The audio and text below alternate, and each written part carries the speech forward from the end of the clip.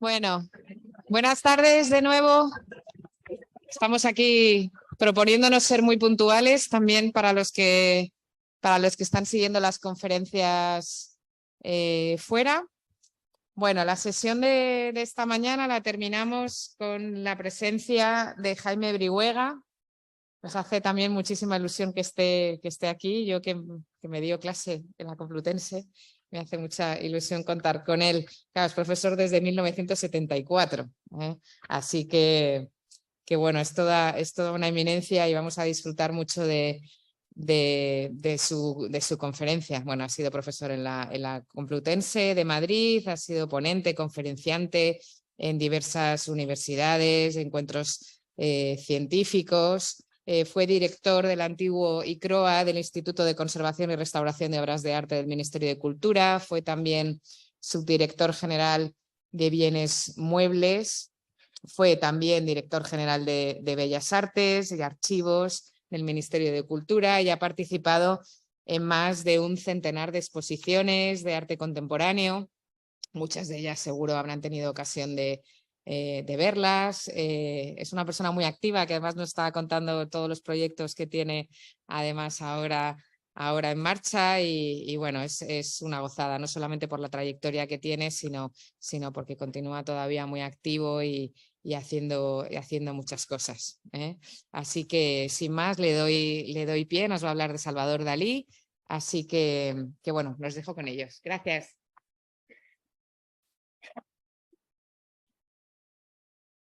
Bueno, pues muchas gracias tanto a la UNED como al Museo Thyssen y a Genoveva por esta presentación de un dinosaurio que acaba de hacer. Hay muchas maneras de relacionar a Dalí con lo oculto. De hecho, Guillermo Solana nos habló del carácter premonitorio, casual y postizo que a veces él ha enarbolado. Y William Jeffert nos ha hablado también de las relaciones con el tarot y antes con el taoísmo. Yo, sin embargo, me voy a limitar a otra cosa. Y para ello voy a partir de dos certidumbres.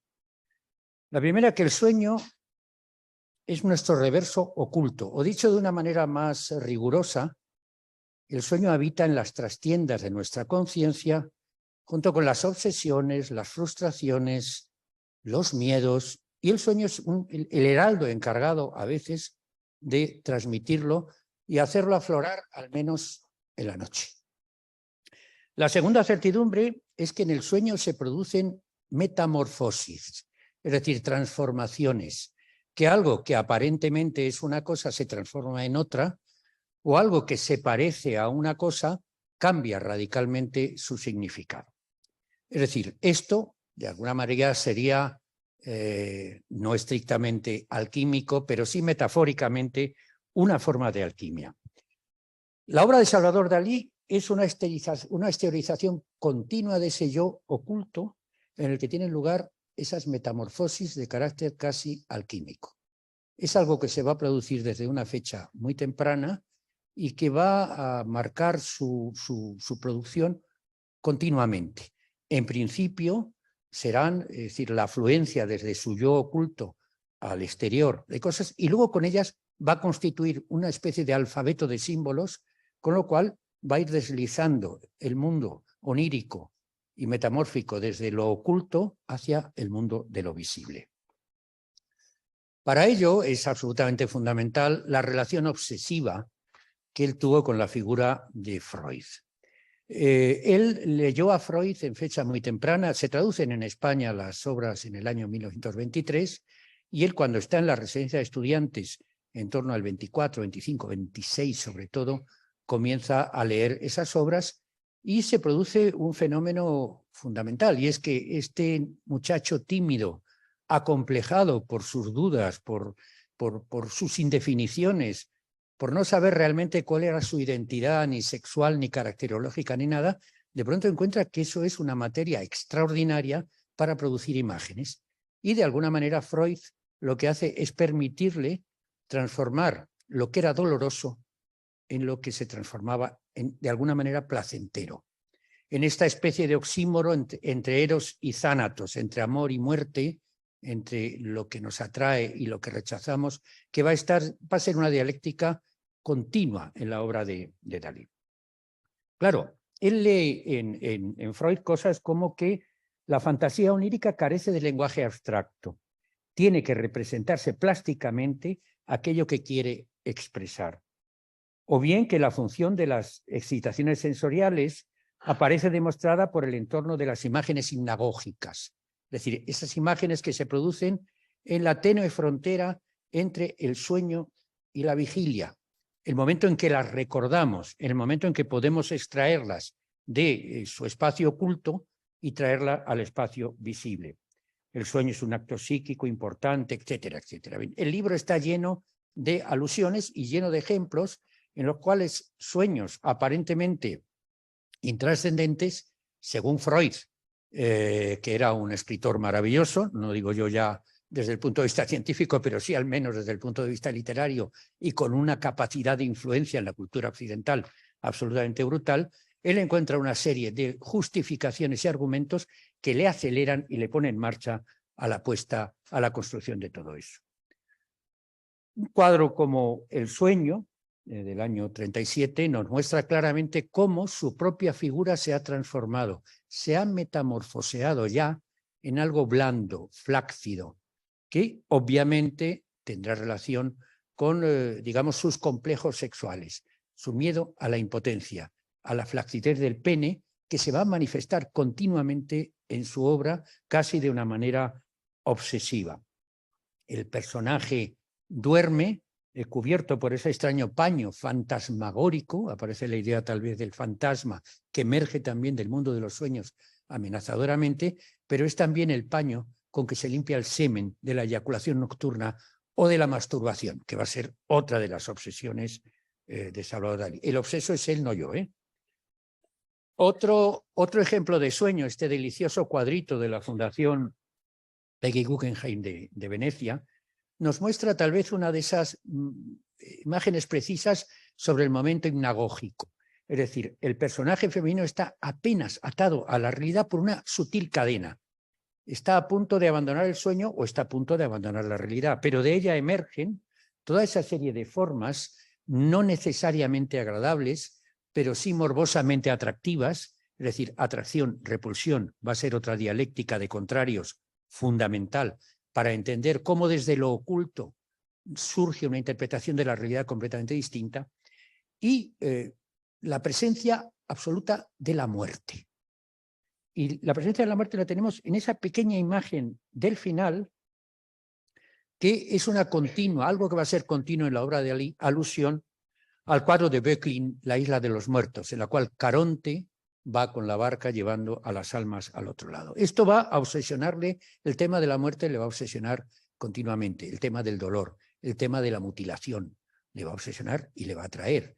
De la misma manera que en la Salomé, es decir, el amor, el deseo, el placer está relacionado con la decapitación. Todo esto, digamos que es algo que desde el mundo simbolista está presente en la cultura occidental y que él va a utilizar externamente. Arriba tenemos una obra magistral acerca del tema del sueño, en el cual vemos cómo la metamorfosis es posible. Simplemente el zumbido de una avispa que va a picotear una granada, un fruto erótico y sexual donde pueda verlos, hace que la granada se abra, surja el pez, del pez el tigre, el otro tigre y el aguijonazo de la bayoneta del fusil. Mientras que además el personaje levita. Y el tema de la levitación sí que es algo que nos conecta con esas imágenes fraudulentas unas veces, hipnóticas otras, de la levitación de los seres y de los objetos. Y luego ya tenemos aquí algo que va a ser propio de la metamorfosis continua que se produce en sus obras y que él aprende del tiempo del Renacimiento, que son esas rocas perforadas y extrañas. Arriba en la exposición tenemos las obras de Cosimo Tura o de Francesco del Cosa, donde aparecen esas rocas que en la interpretación se han relacionado muchas veces con la búsqueda de minerales y que a su vez tiene relación con las transformaciones alquímicas, con la metamorfosis de lo uno en otra cosa que es absolutamente diferente. Para lo metamórfico, hay un texto de Freud, también de la interpretación de los sueños, que leyó en la edición del 23 en español, que es fundamental. Uno de nuestros miembros puede tomar en el sueño la forma de un animal o un monstruo. En este caso, existirá siempre una analogía entre la forma y la posición verdadera y las oníricas correspondientes. Dalí se tomó esto realmente al pie de la letra, casi como quien tiene y enarbola un catecismo. Ponemos, por ejemplo, l'homme poisson, o el hombre pescado, o la mujer pescado, como a veces se ha traducido, que es una obra en la cual vemos que a la manera en que lo hacía Archimboldo, porque cuidado, Dalí no solo, Dalí es un hombre que conoce perfectamente la historia del arte, cada vez la va analizando más y va tomando ejemplos. Los retratos de Rodolfo II de Praga, de Archimboldo, que lo construyen como dios del fuego, como dios de la vegetación, de la primavera, etcétera, etcétera, construido con elementos, él lo hace así. Y son peces los que superpuestos van construyendo la imagen de este hombre o mujer. El tema de la ambigüedad, el tema de la identidad, el tema de la no definición sexual, que ya desde la infancia era para él absolutamente obsesivo, que en su juventud y en su madurez e incluso en su decadencia seguirá siendo un tema que le preocupe y que practique incluso. Pero claro, en esas formas emergen otras que se van despiezando de las anteriores. Por ejemplo, el zapato de tacón, que está en el propio cuerpo de ese personaje, o que está al fondo en esa perspectiva que fuga. El tacón es una alusión claramente fetichista al erotismo. Lógicamente un zapato no es en sí algo que a primera vista tenga ningún valor de ese tipo, pero oculta una serie de experiencias, de sueños, de fantasías, que además están culturalmente codificadas también y que él toma como un elemento que se superpone. ¿Por qué a los peces? Porque esos peces, de alguna manera, pueden alcanzar una forma fálica, como vemos en la imagen de la izquierda, en la derecha vemos de dónde procede, y vuelvo a la imagen que vemos a la derecha, en la cual el propio ciprés, como forma que se eleva, alude a la erección del pene. Y, digamos, su sombra, su alargada sombra, lo remacha. El tema de las sombras es fundamental, porque hay sombras claras, ¿no? El hombre pescado produce una sombra, lo vemos en la parte baja, pero detrás de él hay una sombra de algo oculto. Es una sombra que él ha aprendido de Giorgio de Quirico, de la pintura de Quirico, y que generalmente tanto en De Quirico como luego en él, de alguna manera va a ser la sombra del padre, la amenazadora sombra del padre, que para él ha implicado siempre un tema de autoridad y no necesariamente gozosa. Tenemos arriba otro cuadro maravilloso que habla de estas metamorfosis continuas, que es el tema que se refiere a la gradiva, ¿no? Paloma Alarcó ha escrito un texto magnífico que yo he citado algunas veces que lo habla claramente, dice claramente lo que es. Es el libro de Jensen, que estudió el propio Freud y que él ha leído el estudio de Freud, y en consecuencia se trata de un arqueólogo que está viendo las ruinas de Pompeya y ha visto una imagen de una mujer, y esa mujer fantasmagóricamente se le aparece. El tránsito de la realidad visible o desde la realidad oculta a la realidad visible. Pero en cambio, él en la representación lo hace, aparte que hay otro texto suyo, inmediatamente escrito en La vida secreta, en el año 40-41, que dice: Gala estaba destinada a ser mi Gradiva. Gradiva, la novela de Jensen, interpretada por Freud. Gradiva es la heroína y efectúa la cura psicológica del protagonista. Él, en principio, refleja sobre su propia biografía la presencia, esa relación con Gala, que viene a ser un personaje que no es que vaya a cauterizar sus obsesiones o sus miedos, sino que las va a transformar en algo positivo, sobre todo en el ámbito de la vida sexual. Curiosamente, él invierte los temas, porque si en la novela de Jensen el arqueólogo es tangible y la mujer que se aparece es intangible, aquí lo he invertido, es más tangible la mujer que el otro. Con lo cual hay un tránsito continuo, una especie de rebote entre el mundo visible y el mundo oculto que procede de los sueños o de los deseos. Es decir, que hay un momento que los sueños o todas esas cosas ocultas, él las deja salir a la realidad y ya aparecen en el mundo real. Y vuelvo a hacer notar que la alusión al cuadro de Böcklin de la Isla de los Muertos es muy patente. Y además, en este caso, además con esas imágenes fantasmagóricas, desconocidas, que se acercan allí en lugar de Caronte, esos fantasmas, otros elementos vivos pero no visibles que de vez en cuando él introduce en sus obras. Un tema de metamorfosis lo tenemos muy claro en el famoso dibujo retrato que hizo sobre Freud, y él lo cuenta, que años después de mi intento ineficaz de verme con Freud, en Francia empezamos una comida, ve caracoles, entonces se imagina la cabeza de Freud como un caracol. Es esa metamorfosis, con lo cual del caracol pasa al ser humano y además al ser humano concreto que a él le obsesiona. Para entender todo esto hay que remontarse a su universo familiar. Su universo familiar es un universo atormentado. Es decir, el niñito más o menos contento y gracioso que vemos aquí, este Salvador Dalí jovencito, va a pasar por una serie de circunstancias extraordinariamente duras. Tanto es así que en este autorretrato que hace en el año 29 vemos un personaje hosco, oscuro, extraño. Ya sé que hay mucha, digamos, fanfarria romántica en este. Me recuerda a veces a los autorretratos del Courbet joven, ¿no? Que se representa displicente y demás. Pero sobre todo vemos a alguien que tiene un mundo interior que ya no es sencillo. Porque tiene un padre muy autoritario. Aquí vemos un fragmento de una película de Buñuel, filmada en los años 30, donde vemos al padre comiendo erizos. Realmente esta película, que la podemos captar en internet, está accesible, da miedo verle comer erizos, con esa delectación absolutamente terrible, observado por esta mujer que en principio es la hermana de la madre fallecida de Dalí. Es decir, la madre de Dalí muere cuando él tiene 16 años y al año siguiente el padre se casa con su tía, con lo cual da a veces la idea de pensar, nos lleva a pensar que tal vez existía una relación inicial, es decir, conflicto. Yo era un retoño de hombre y mi padre me parecía un gigante de fuerza, de violencia, una autoridad de amor imperioso. Se encerró en un despacho, pero le había visto llevarse una pirámide de erizos de mar. Me lo imagino abriéndolos con un golpe preciso y engulléndolos con tanta más voluptuosidad cuanto que su soledad.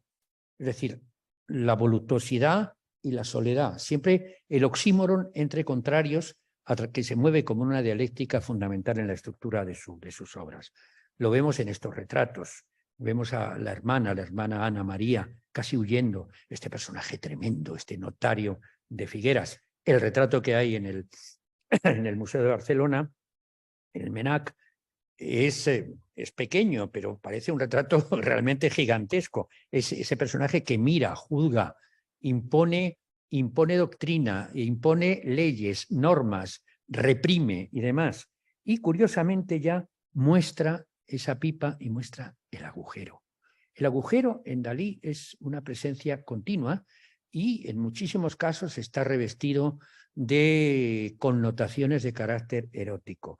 ¿Está el padre tal vez reprimiendo inclinaciones o está hablando de que todo lo sexual no, ni hablar? Es decir, esto es algo que le va a perseguir toda la vida y a lo largo de sus miles de páginas que ha escrito Dalí aparece siempre de vez en cuando. Otro elemento familiar fundamental es su hermana Ana María.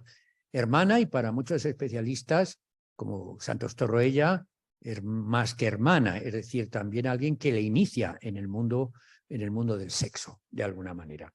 Y hay representaciones, muchas de este momento, y la hermana no es un personaje, digamos, demasiado fácil. Esta mirada tremenda que se encierra en su interior, este perfil casi de pez, casi de besugo, o esta manera de representarla desnuda.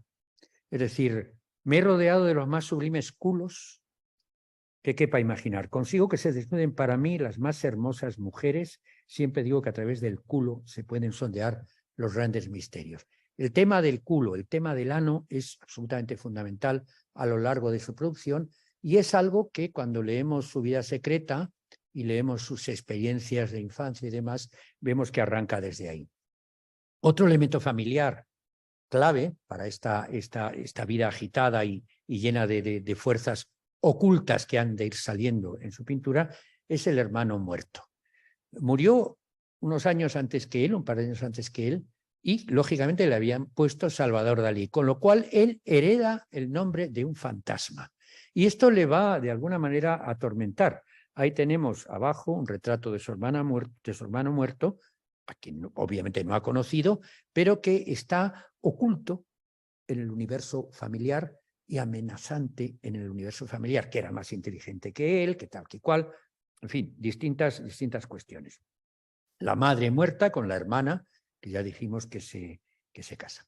Cuando viene a la residencia de estudiantes, es decir, este personaje que ha estado nutriéndose de libros, revistas, conociendo un poco lo que era el arte francés del tiempo, la verdad es que tenía una información, ya viene con una información bastante importante, pero en la residencia se va a juntar con la flor y nata de lo que vamos a acabar llamando nuestra Edad de Plata.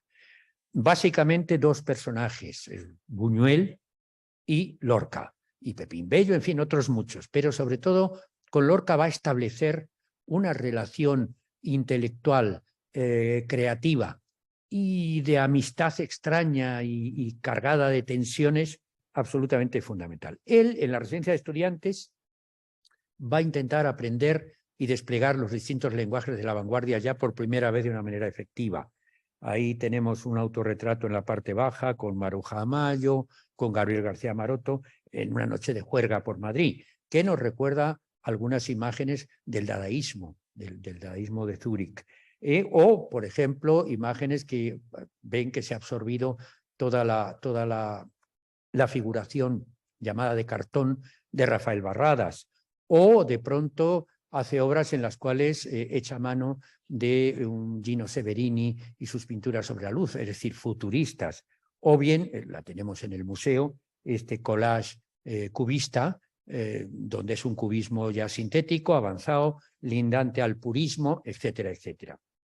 Ahí tenemos un retrato cubista de Lorca, absolutamente fundamental, y imágenes en las cuales él toma el lenguaje que Le Corbusier y Osanfan estaban haciendo, denominado purismo. Hay muchísimos textos, se habla mucho de estos. Lo pongo simplemente como la antesala o este retrato, donde las figuraciones de nuevo cuño italianas y sobre todo alemanas son absorbidas por él para hacer este retrato de Luis Buñuel, o este retrato de la hermana que presentó en la exposición de Ibéricos del 25, pero que luego cuando se llevó a Cataluña, tenemos documentos que dicen que lo retocó para hacerlo más clásico. Era su entrada, era un tipo que desde luego tenía una capacidad estratégica de hacerse ver, de hacerse notar y de estar presente muy grande. Pero tenemos a un artista que trabaja casi con una pulcritud ingresca en este sentido. Pero sin embargo, ya aquí, en este magnífico cuadro, un cuadro enorme que está en el Museo de Montserrat, que es la Academia Neocubista, empiezan a aparecer cosas que luego van a hacerse muy presentes en su obra. Por supuesto, la influencia de Picasso es muy clara en el Picasso neoclásico, pero no solo. Ese Febo, vestido de marinero, tiene una extraña ambigüedad y empuña, con una tensión muy grande que se ve en su brazo, con esa vena que resalta, una flauta, que es claramente un símbolo de carácter fálico. Llamo la atención también sobre la mujer de la derecha, en la cual hay una sombra, que fijaos que está recordando a esa sombra que hemos visto en la conferencia de Jeffet de Picasso, Picasso y Dora Maar, y que lógicamente ayer vimos también como esa sombra que representaba a Apollinaire, y que de alguna manera ya desde De Quirico tiene una relación con el tema del padre, y luego de hecho va a aparecer en el Picasso del 25, en la danza, en fin, es un tema que se repite y que él lógicamente está muy atento a ello. Pero tenemos cosas fundamentales como la cabeza cortada. La cabeza cortada, el tema de la decapitación. El tema de la decapitación entendido con esa relación amor-muerte, pues decía en la Salomé de Wilde, está muy presente, pero que en nuestra cultura del barroco, en las imágenes de santos bautistas decapitados, cabezas en una bandeja, son muy corrientes, y sobre todo que él, digamos, reforzó su presencia a través de la obra, y de esto hablaré al final, un poco como postre, con Julio Romero de Torres, cuya relación oculta, sin embargo, yo creo que es algo que todavía tenemos que explorar mucho más.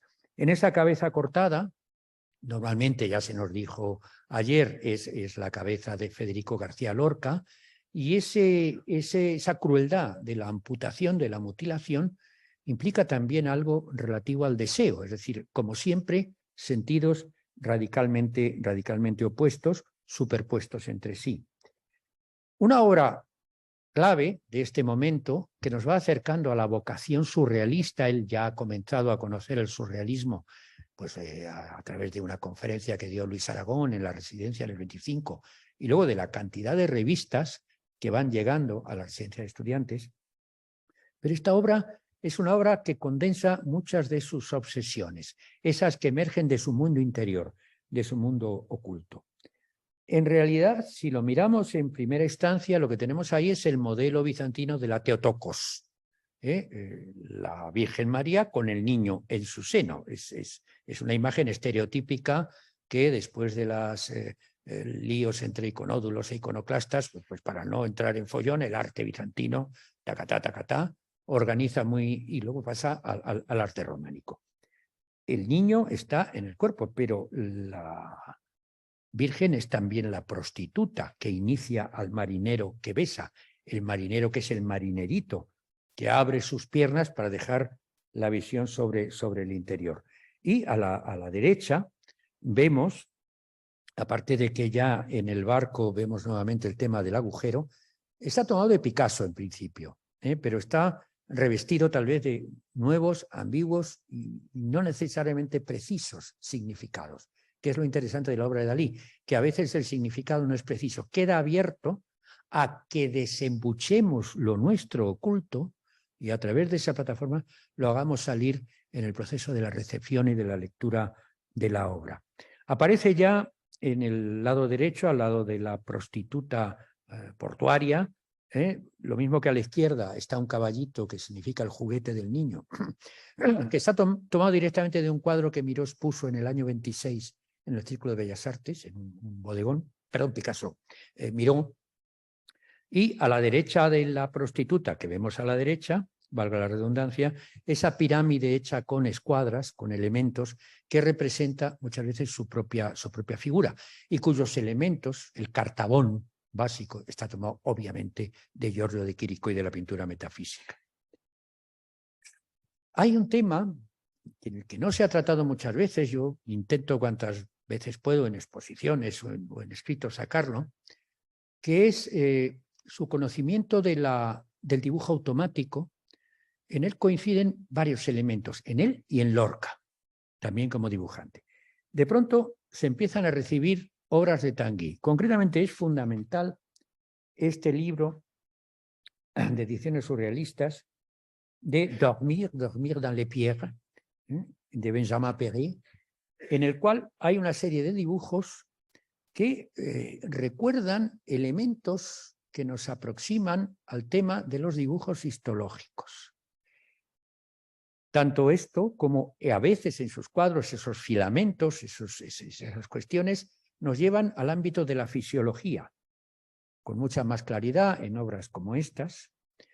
Y claro, es que mientras reciben estas publicaciones, a 60 metros en el laboratorio que entonces dirigía en la residencia Pío del Río Ortega, ha vuelto Cajal. Digo ha vuelto porque se había peleado con Pío del Río Ortega, pero bueno, en el año 26, justo en el año 26, él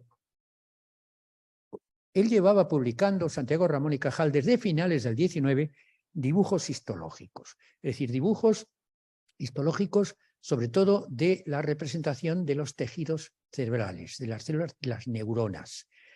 Claro, ver que el dibujo automático, por un lado, es muy neuronal, ver que el dibujo neuronal es muy claro por parte de Santiago Ramón y Cajal, y que las neuronas son los músculos del alma, porque no está en otro sitio, va a hacer que, pongo varios ejemplos, incluso Freud había hecho dibujos de este tipo. No sé si seguramente no los conocía el propio Dalí, pero Freud había estado en Viena, había estudiado en Viena, y Cajal, perdón, y seguramente vio los dibujos de Freud. Entonces, Lorca y Dalí comienzan una etapa que ya consideramos plenamente surrealista, a hacer una serie de dibujos que equidistan de los de Santiago Ramón y Cajal, y concretamente de los de Tanguy y en algunas ocasiones de algunos de Masson, como los dibujos automáticos que se nos han proyectado hoy.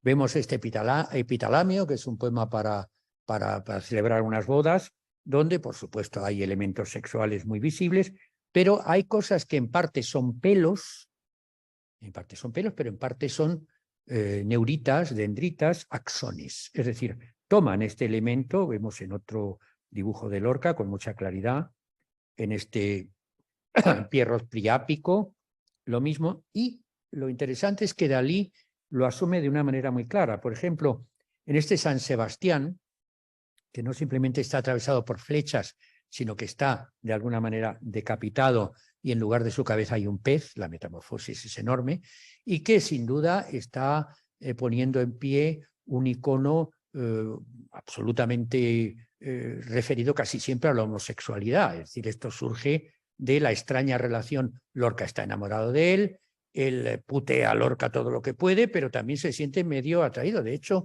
en sus confesiones inconfesables nos cuenta que intentó sodomizarlo un par de veces, pero no pudo, le dolía, ¿no? Pero bueno, jugueteó con él en este sentido y yo creyó una tensión que a veces se ha reflejado en la Oda a Salvador Dalí, en poemas maravillosos. Como siempre, las tensiones dolorosas a veces surgen para que emerjan obras extraordinarias. El ejemplo más, digamos, aplastante de esta relación con Cajal, en esta decapitación de los inocentes, seguimos con el mismo asunto, es que esa cabeza del decapitador se parece muchísimo a este dibujo de Cajal. O cuando en el homenaje a Góngora, que publicó en la revista Litoral, hace esta composición en la cual vemos células, axones, neuronas, todo ello, incluso la composición de ese elemento es muy parecido a la composición de uno de los dibujos de Cajal. Imágenes como estas, donde baja el mundo fisiológico y celular.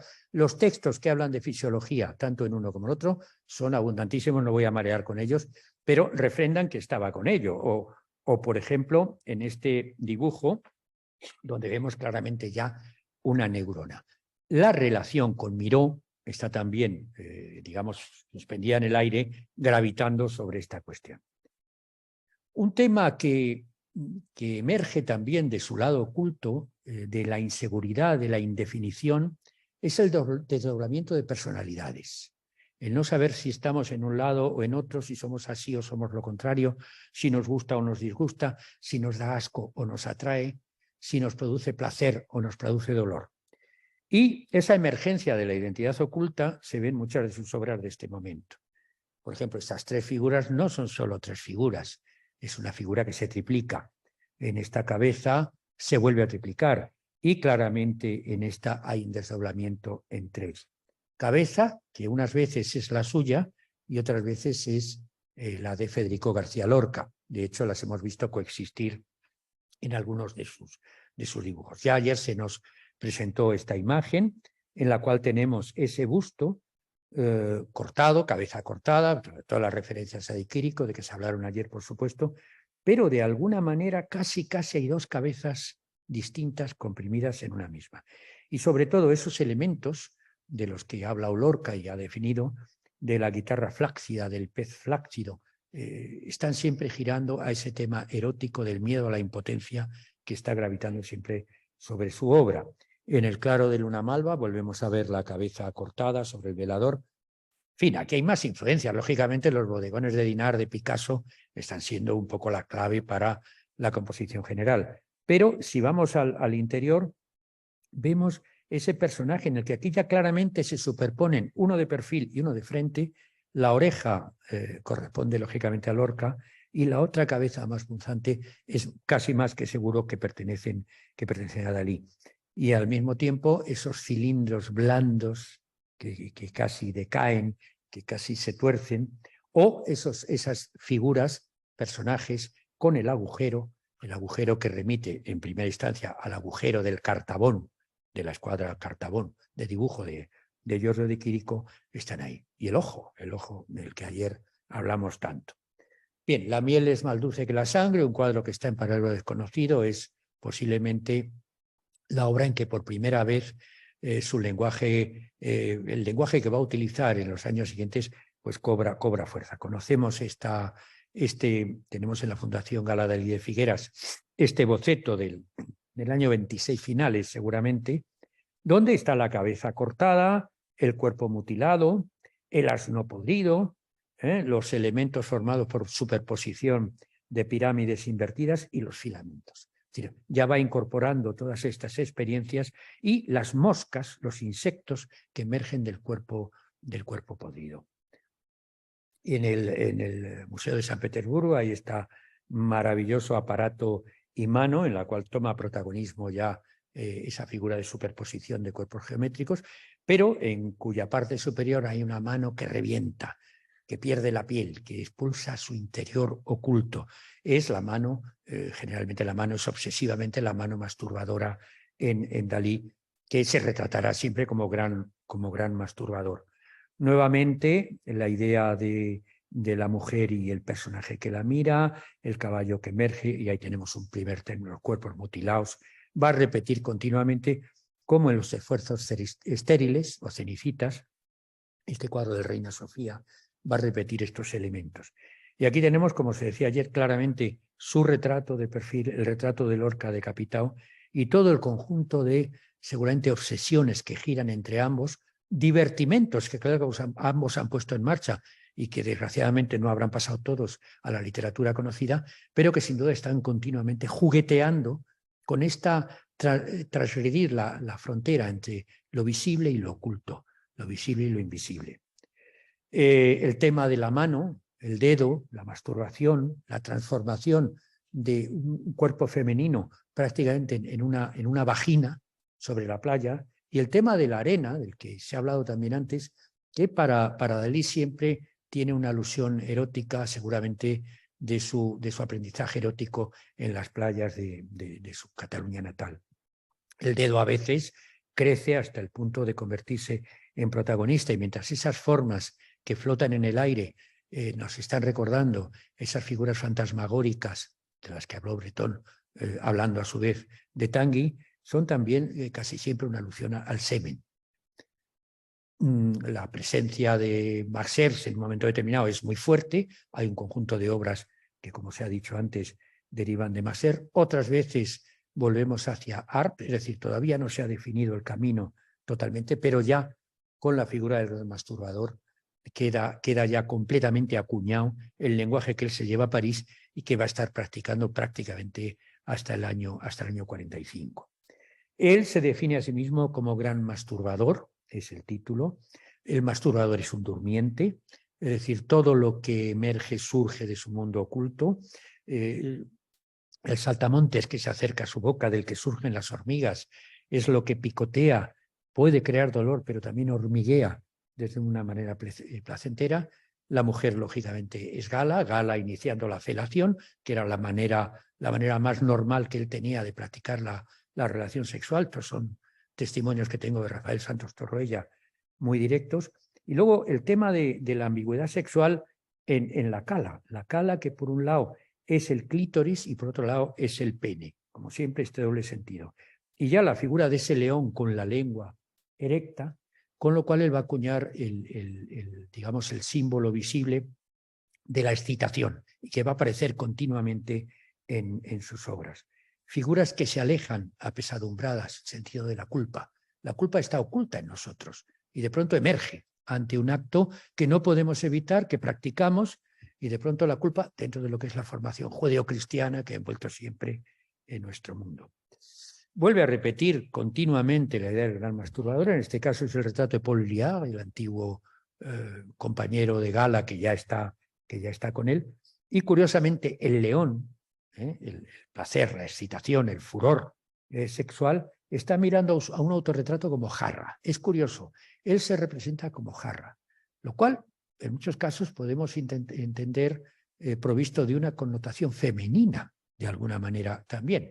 La jarra, como muchas veces se ha representado en muchos elementos simbólicos, como tal cosa. Y el león claramente representa ello. En las manos podríamos recorrer para ir viendo los mismos símbolos. Lo tendríamos también en este monumento imperial a la mujer niña, que tenemos en el Reina Sofía, donde aparecen distintos elementos. Lógicamente es Gala, las manos que tocan, que se introducen, que sin embargo expresan crispación dolorosa al tiempo que placentera, como siempre en este juego contrario, porque en el interior, en el sueño, los contrarios son posibles. Nosotros no los aceptamos y solamente si hacemos un esfuerzo descubrimos que en nuestro interior esos juegos contrarios a veces ocurren.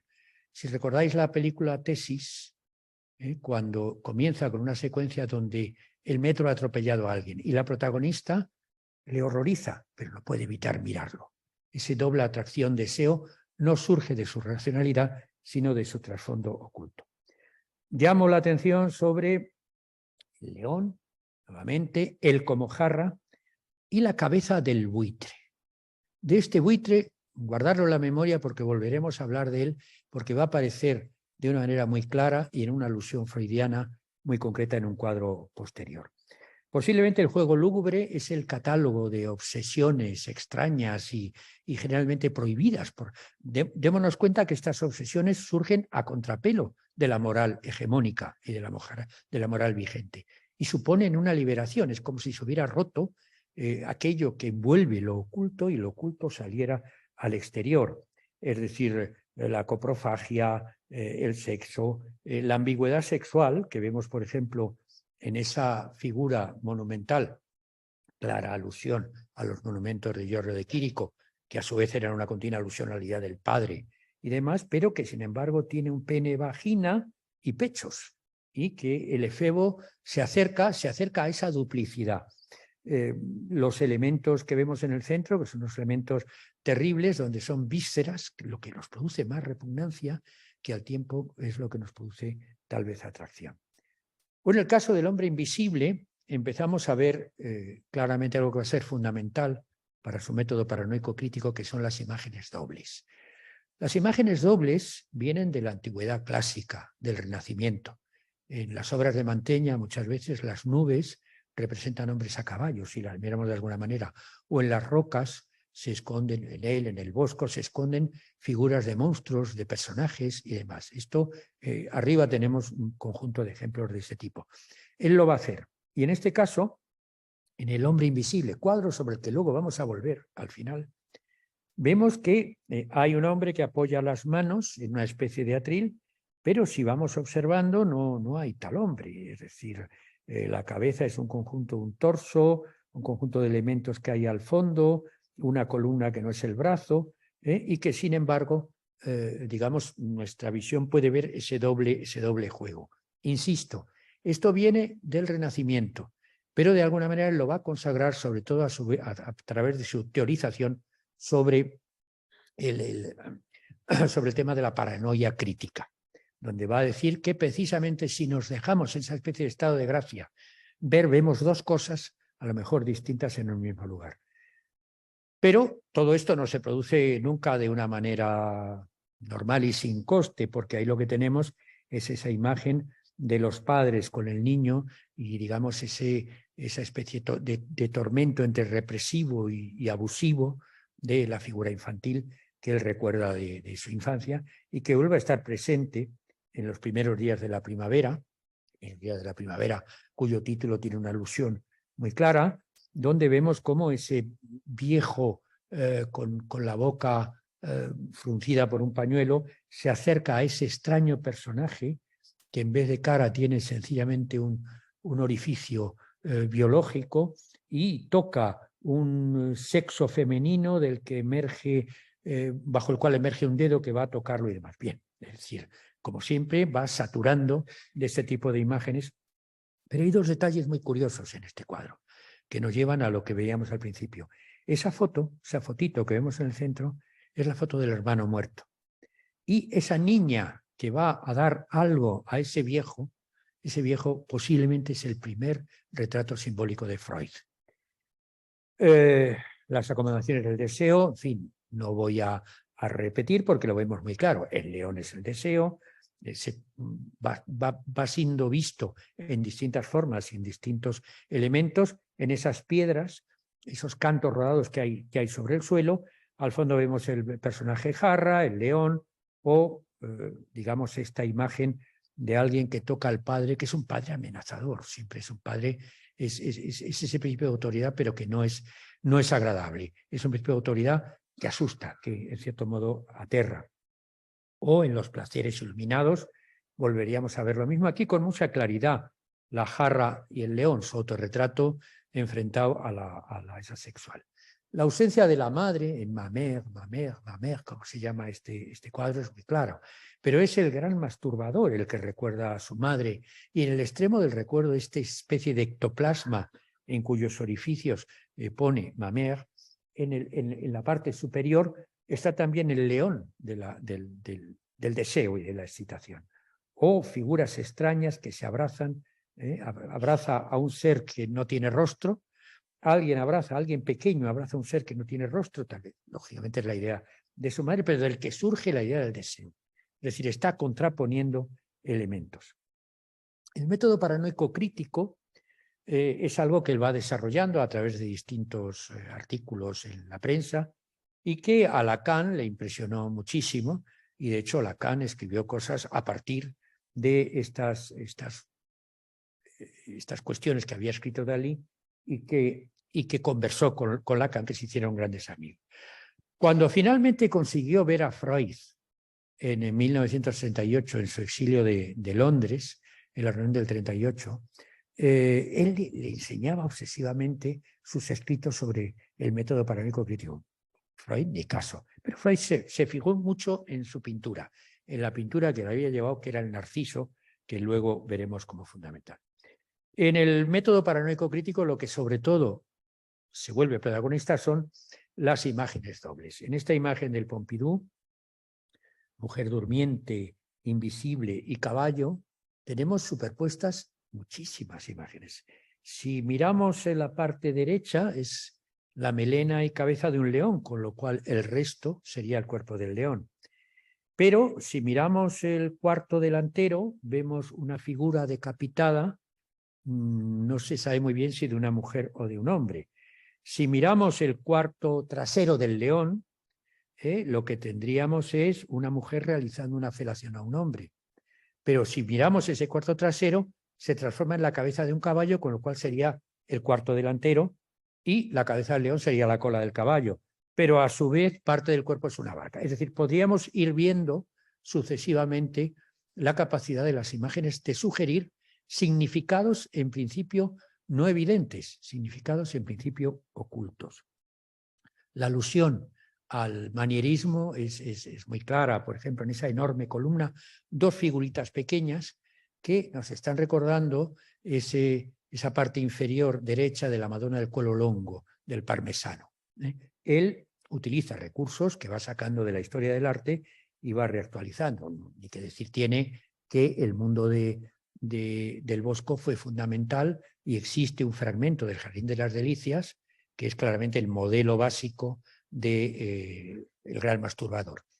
Es decir, él nos hace creer que es un médium de sí mismo, y en cierto modo lo es, pero también es alguien que controladamente va dando salida a todo esto y creando un alfabeto general de signos que se van estableciendo y se van anclando en el mundo real, y que van lo van dotando de una presencia eficaz y de un empoderamiento dentro de lo que es el mundo de las vanguardias, y concretamente es lo que le valió la entrada en el surrealismo, que luego salió a bofetadas como todos salemos. El gran masturbador es capaz de eliminar el parámetro del tiempo, esos relojes blandos de los que surgen las hormigas. El tema de Guillermo Tell lo va a utilizar muchas veces como una metáfora del padre, el padre que somete al peligro de muerte al niño disparando la flecha sobre la manzana, aunque luego finalmente no lo mata. Y el padre es ese personaje donde se realizan cosas ocultas y nadamente claras, amenazada por la imagen del león, que es la imagen de su propia. Las imágenes dobles a veces son de una evidencia palmaria, como este pan sobre el que cuelga el reloj, que a su vez es prácticamente un pene erecto. Ocurre muchas veces, esto lo repite varias veces.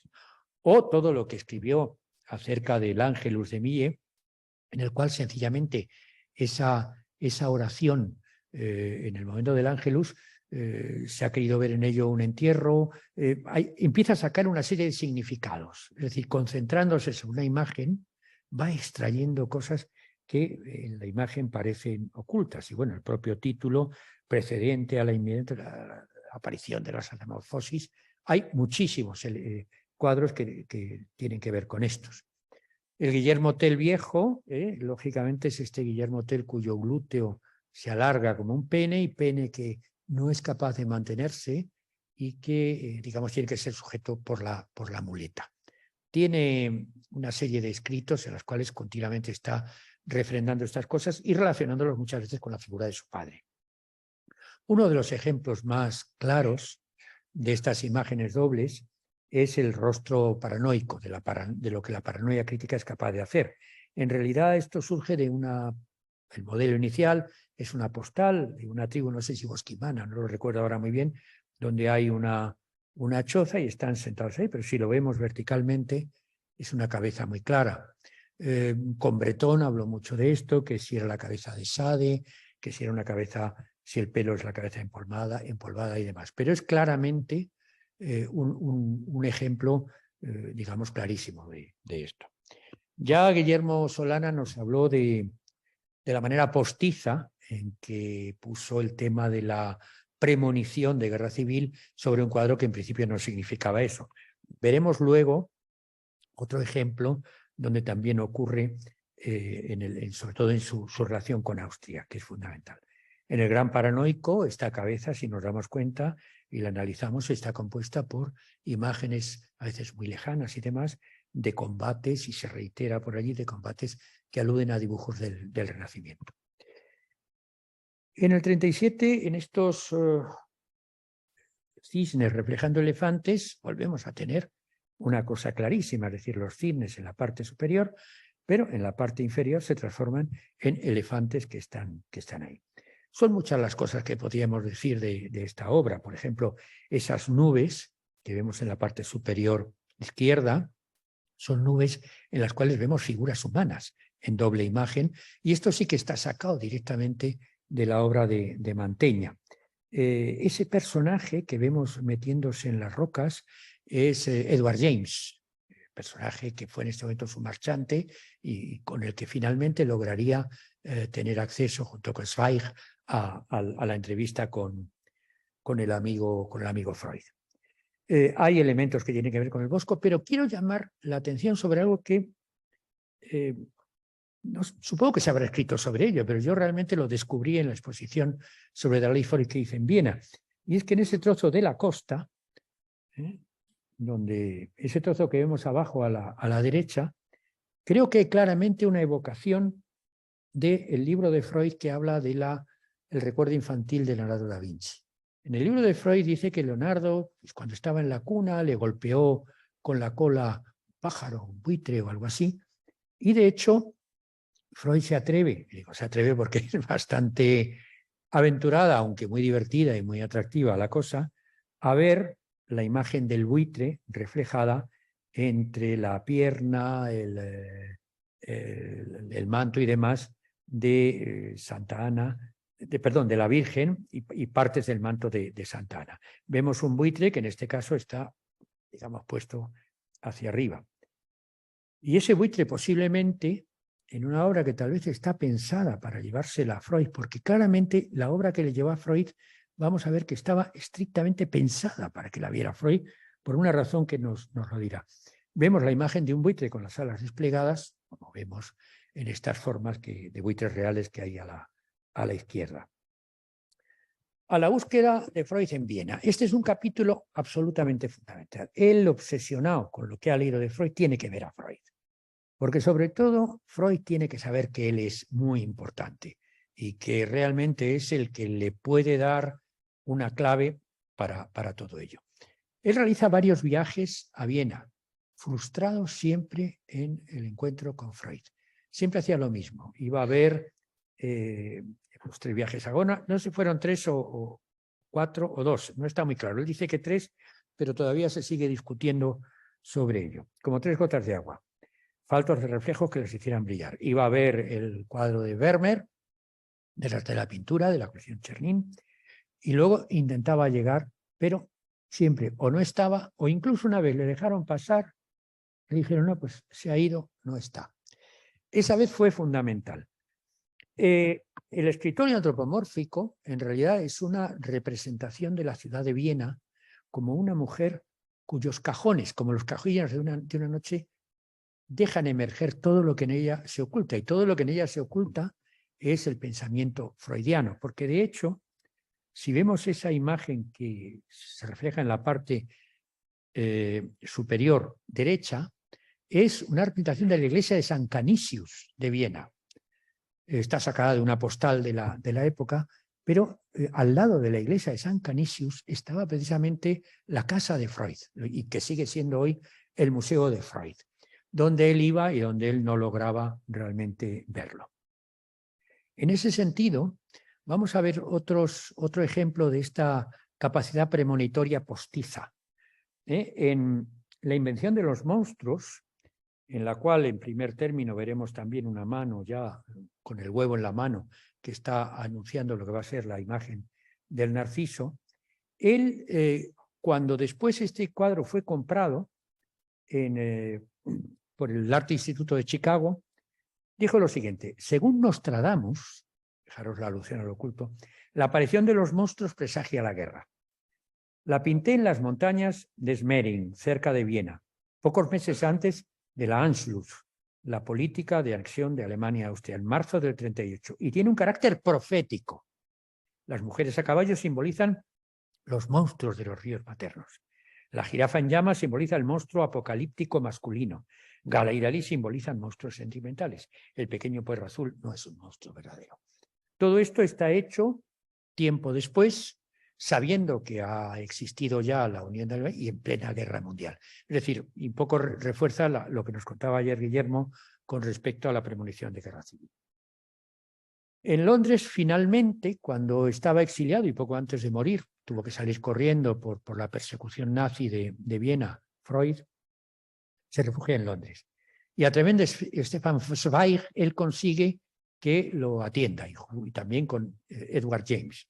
Y tienen esta reunión. En esa reunión, él le presenta el cuadro de la Metamorfosis de Narciso, una obra que había pintado en el año anterior y sobre la cual había publicado un poema en ediciones surrealistas que se llama Metamorfosis de Narciso, en el cual, pues, esto no es más que la introducción, va describiendo poco a poco el valor de los símbolos. Lo fundamental en el cuadro, el mito de Narciso, Narciso que se acerca y va a mirar su propia imagen en el agua, el Narciso enamorado de sí mismo, el narcisismo, que es claramente el complejo que gravita con más intensidad sobre la figura de Salvador Dalí, es sin embargo la imagen doble compuesta de una mano que emerge y tiene un huevo en la mano del que se rompe y surge la flor del narciso.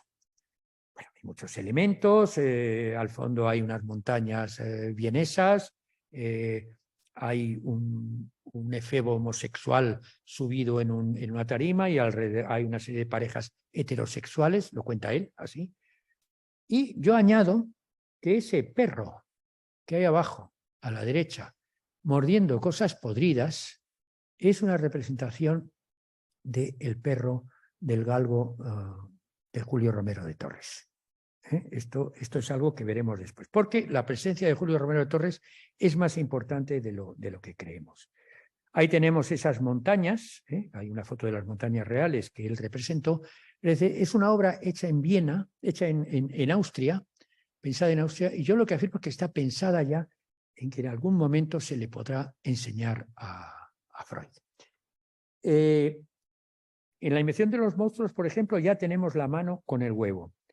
La mano con el huevo, que a su vez asemeja a la persona que se acerca y se ve reflejada en el agua del Narciso. Tenemos ya bocetos muy concretos en la Fundación Gala Dalí.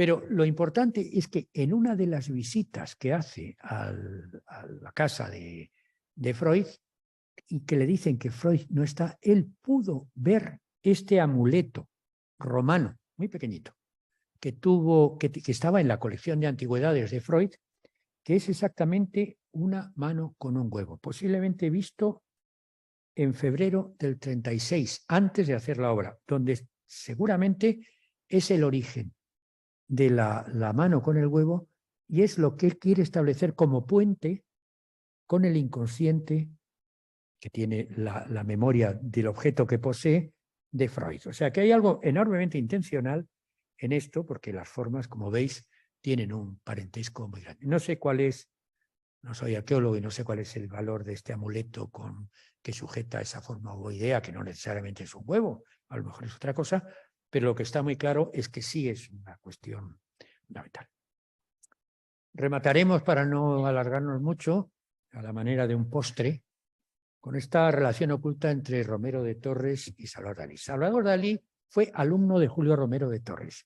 Y lo digo porque es una relación oculta, porque Julio Romero de Torres siempre ha sido considerado como uno de los representantes del casticismo más casposo que pueda haber, no andalucista, cordobesista, mientras que Dalí es considerado lo contrario.